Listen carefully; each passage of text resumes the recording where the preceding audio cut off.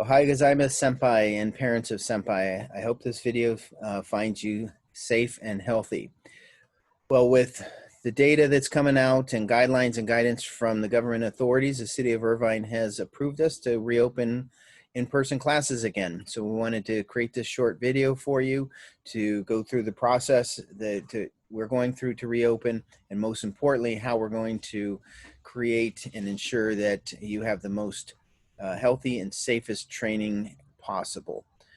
So first of all, administratively, this video is just for black belts only.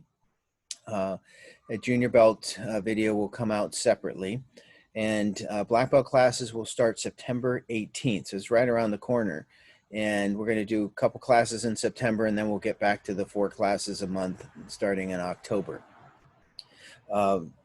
The registration is open now on yourirvine.org, so we encourage you to get registered as soon as possible. But let's talk about the safety procedures first. So I'm going to use my notes here. Make sure I don't forget anything. So there's a couple layers. There's the layers of the measures that the city's put in play, and then we've overlaid on top of that to double up on it and on the safety measures. So first of all is all the classes initially are going to be youth only, age 17 and below. So we're not going to commingle adults with youth as far as students go. There will be and only be adult instructors, but as far as the students go in the registration, it'll be for ages 17 and below. Class sizes will be limited by facility to facilitate distancing and to minimize exposure. So the exercise room that we use at Northwood will be a maximum of 15 students, and we'll be using the craft room at Deerfield, and that's a maximum of 9 students. Instructors for classes of 6 and fewer students, there'll be 1 instructor. For classes of 7 or more students, there'll be a minimum of 2 instructors. Spectators, parents will not be allowed in the facility, so only students and registered students will be allowed into the facility. Which brings me to the next point, is that how are we going to manage the entrance and exit of traffic. So the way it'll work is that you'll drop your child off, they will alone enter the building. The city staff will then screen them, a visual screening, verbal screening, and temperature screening. If they pass, they'll be allowed to enter. If they don't pass, of course, they'll be asked to leave for that day. Face coverings will be required for everybody from the point they arrive until they depart, and including and through the class itself. Every class area will be disinfected and sanitized prior to each class by the city staff. So you can be 100% confident that when your child enters the training area, it'll be clean and sanitized. Again, as I mentioned, face coverings will be required by everybody at all times.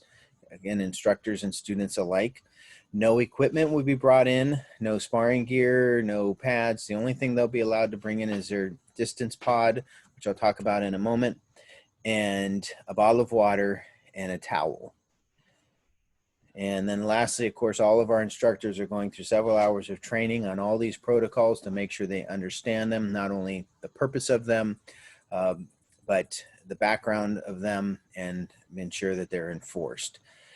And then lastly is distancing. So all students at all times and instructors will be 6 foot distanced at all times. And so the way this is going to work is that each student, as they come in and they're screening, they're distanced in between screening.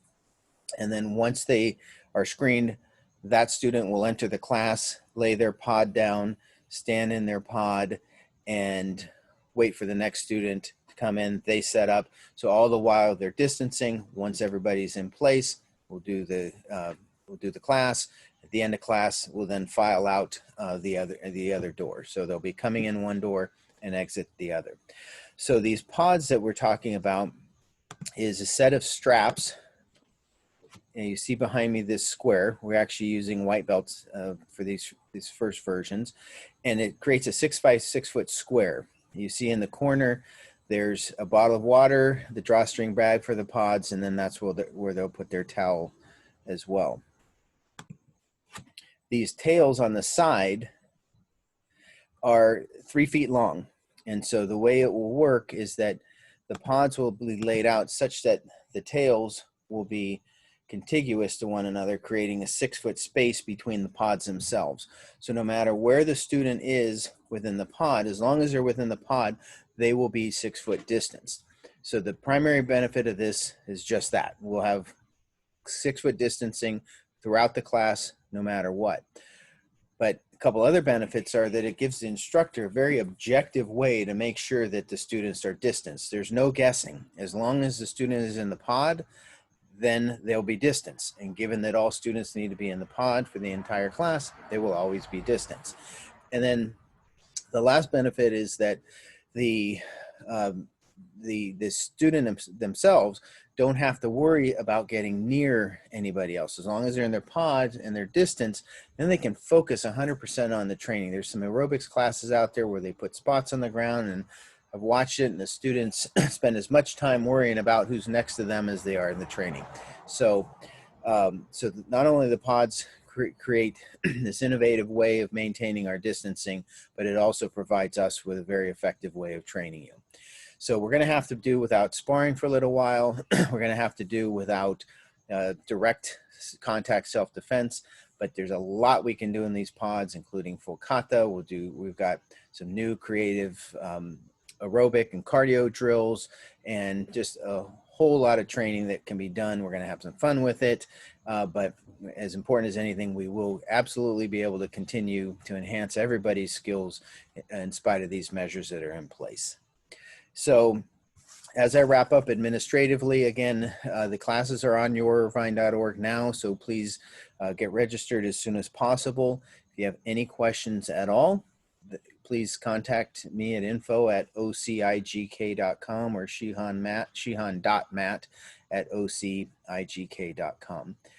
We miss everybody. We really strongly encourage you to get back into the dojo. This has been this karate program has been a labor of love of Kyoshi Roy over the last 30 years, but we can't do it without you. So we really look forward to seeing you back in the dojo. Thank you for all you've done for us over in the past. We look forward to more in the future. Again, please stay healthy, safe, and we look forward to seeing you soon. Arigatou gozaimasu.